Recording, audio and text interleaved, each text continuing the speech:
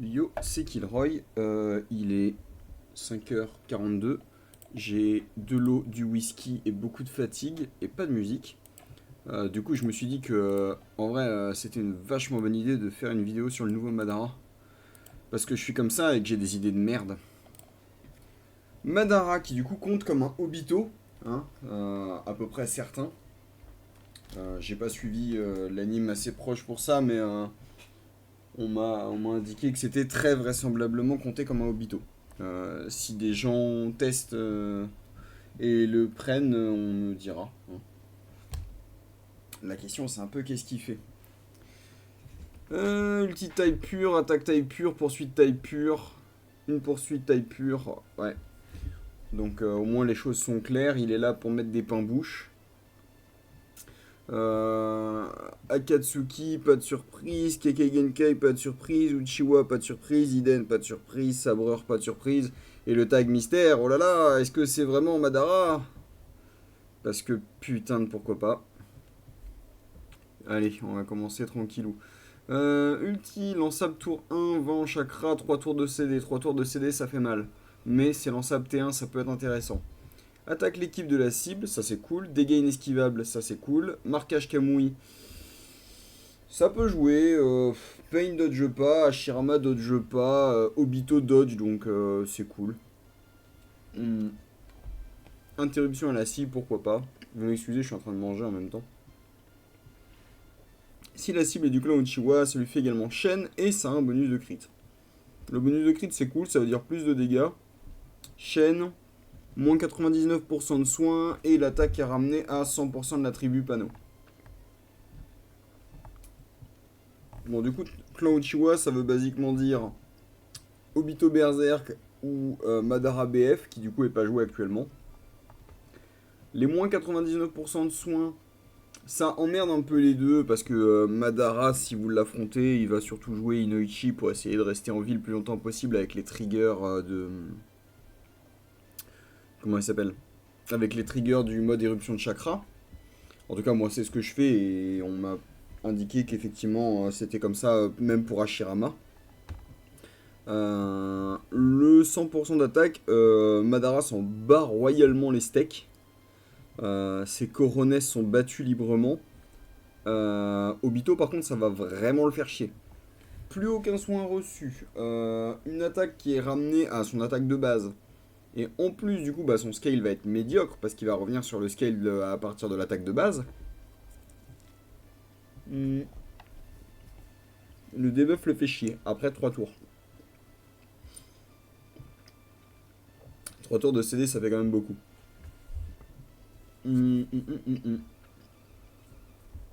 L'auto attaque les adversaires sur une ligne horizontale aléatoire, dégâts qui ignorent le bouclier, probabilité de causer petite lévitation et défense brisée.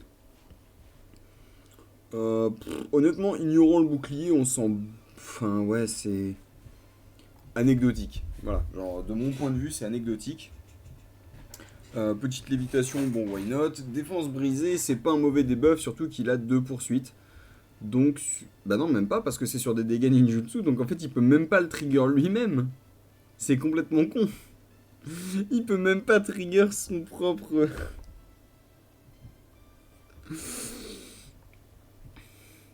C'est pas grave. On va. Ça, c'est quand même très très dommage. Il peut même pas trigger sa propre. C'est complètement.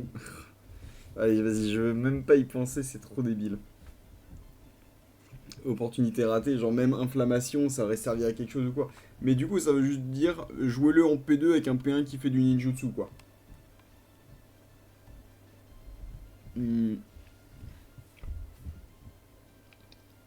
Première poursuite, combo de 20 minimum. Hmm. Du coup, combo de 20 minimum. Potentiellement, ça veut dire que il le chope immédiatement avec l'ultime.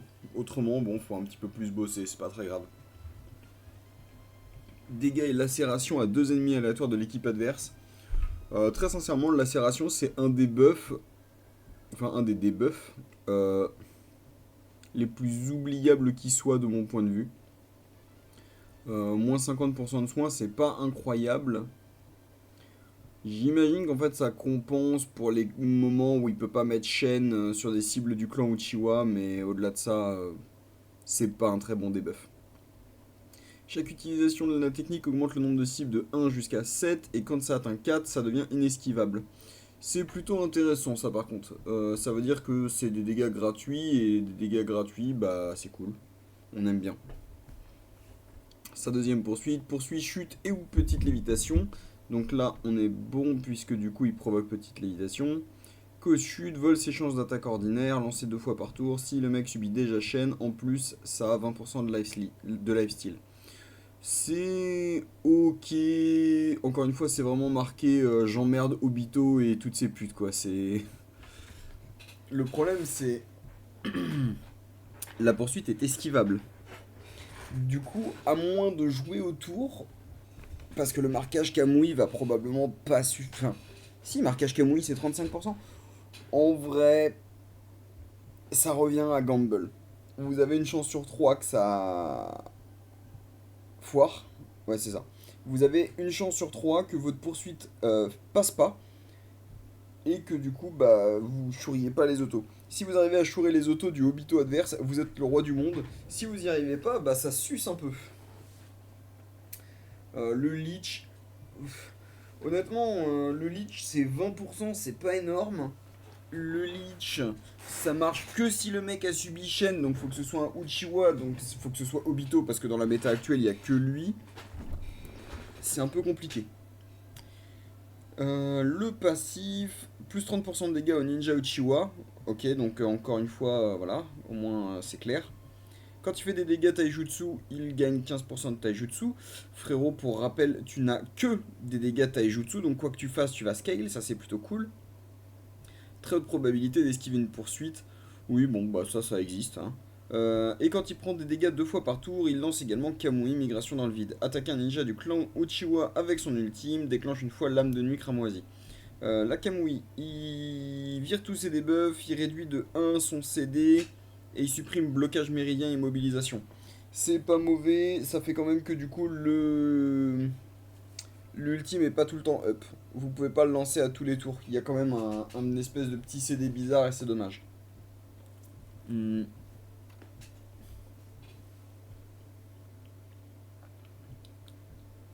C'est compréhensible parce que sinon ça serait super oppressif pour les Obito adverses. Genre vous imaginez T1, vous lui mettez un ultime, c'est non esquivable, il se prend le marquage Kamui, il se prend la chaîne, hmm,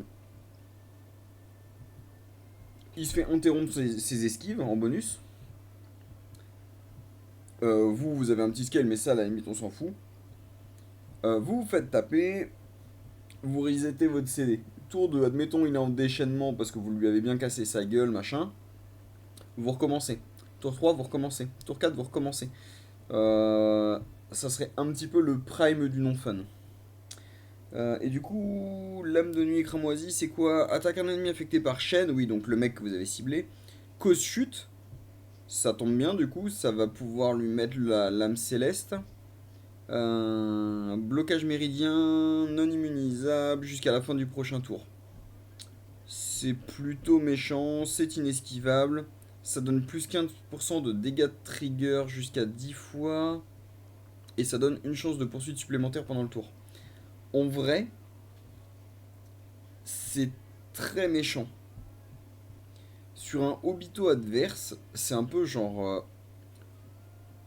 allez, vous lui laissez le T1. Juste assez pour qu'il se tape et qu'il passe en déchaînement. Dès que vous avez la chance de vous lui castez un ultime du Madara. Hmm. Il se prend marquage Kamui, donc jusqu'à la fin du prochain tour, son esquive c'est une chance sur 3. Il se prend chaîne, donc pas de soin, pas de scale, enfin du scale, mais voilà, il va pas taper fort. Hmm. Il se prend chute, du coup vous allez lui voler, enfin vous allez le chase et potentiellement voler ses autos et son goûter. Vous lui mettez blocage méridien jusqu'à la fin du T2, en inamovible histoire de dire. En vrai, non, je peux voir un... je vois un monde, hein. Je vois un truc. J'ai une vision, là. Du coup, qu'est-ce qu'on en fait de ce perso? Sur le principe, il est bon. Sur le principe, il est bon, c'est un bon soft counter à Obito. Si il compte lui-même comme un Obito, malheureusement, vous pouvez pas le jouer avec le vôtre. Du coup, qu'est-ce qu'on en fait? Déjà, il coûte combien? 25 000. 25 000, c'est quoi? C'est 430, 450, un truc par là. 450 euros. Bon, on va mettre la chose, enfin le truc évident sur la table tout de suite. Non, vous ne mettez pas 450 € pour ce perso, il n'est pas meta-defining. Voilà, faut dire les termes très clairement, il n'est pas meta-defining, ne mettez pas 450 € pour ça. Si il sort très rapidement en coupon, là ça devient un autre débat et ça devient un perso intéressant. Si vous n'avez pas vous-même Obito, ça devient pour moi un must-have. Vous, à condition que vous n'ayez pas non plus Hashirama ou Pain. Hein. Enfin, si vous avez Hashirama ou Pain, vous n'avez pas besoin d'un counter à Obito, vous êtes le counter à Obito. Voilà, donc si vous n'avez ni Hashirama, ni Pain, ni Obito, c'est peut-être le perso qu'il vous faut. Ça devient intéressant, ça devient un perso à considérer. Si vous revenez du jeu depuis longtemps, que par exemple votre team actuel ça ressemble à Madara et Dotensei percé, Sasori et Dotensei percé, etc. Bon, là effectivement c'est un perso qui devient très intéressant de venir chercher. Vous le mettez en P1 ou P2. Limite à ce stade-là, je le jouerais bien en P1 perso. Il a un gros scale taijutsu. Ça pourrait être intéressant. Le seul truc qui me gêne, c'est que sa deuxième poursuite est pas inesquivable. Mais ça doit se trouver un moyen pour. Enfin, avec la quantité de tags qu'il a, un perso qui rend ses poursuites inesquivables, il doit bien y en avoir un qui traîne. Je regarderai demain en me réveillant et on verra bien. Du coup, ouais. Mettre 450 balles pour ça, non, c'est mort. Si il sort vite en coupon, je vois deux options. Un, vous avez pas Obito et vous galérez contre les Obito de votre BP. Pourquoi pas. Deux, vous avez Obito mais vous commencez à en avoir un peu ras le cul de jouer Obito, Obito, Obito, Obito. Bah passez sur ce Obito là.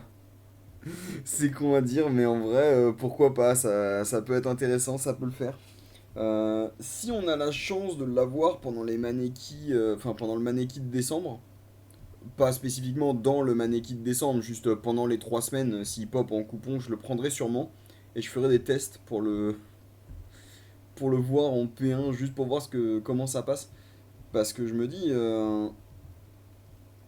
bah mine de rien, ultime taille, auto taille, l'ultime donne 2 poursuites, ça fait 4 en admettant que tout passe. Je me dis, il y a peut-être un monde où vous pouvez one-shot le Obito Berserk tour 1 en P1 versus P1. Ultime, le trigger. Derrière, il passe en chute. Il a pas ses esquives parce que vous l'avez interrompu. Vous avez la PA, vous êtes un bon joueur. Vous lui chourez ses autos. Il pue le somme.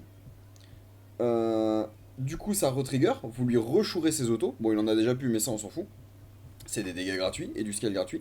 Vous avez deux fois votre poursuite de coupure rapide. Donc là, vous venez de faire 1, 2, 3, 4, 5, 6. 6 proc, 6 proc à plus 15% de taille, du coup, parce que vous avez scale à chaque fois. Euh,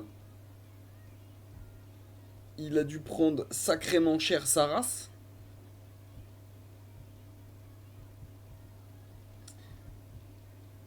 J'ai un doute sur comment marche le soin au moment de la transformation. Genre, est-ce qu'il touche le soin avant de se transformer ou après? Parce que s'il le touche après, il va récupérer du coup 60% de sa vie. S'il le touche avant, il est en état chaîne. Donc le soin de sa transformation, bah basiquement vous venez de lui cracher dans la bouche quoi. Et en plus, bon il a pu le blocage méridien inamovible, mais vous venez, enfin genre il doit avoir mais 20% de sa vie quoi. Il s'est fait arracher la gueule le pauvre. Du coup, c'est un truc. S'il pop en coupon vite, j'irai sûrement le chercher pendant décembre. Sinon, bah, malheureusement, ça restera un ninja oubliable. Petite note aussi, si ça compte comme un Madara et pas comme un Obito, alors là, bah, ça devient à peu près le meilleur P2 pour Obito, tout simplement. J'ai pas grand chose de plus à en dire. J'ai pas grand chose de plus à dire. Moi, je vais finir de manger, finir de boire, et je vais vous souhaiter une bonne soirée.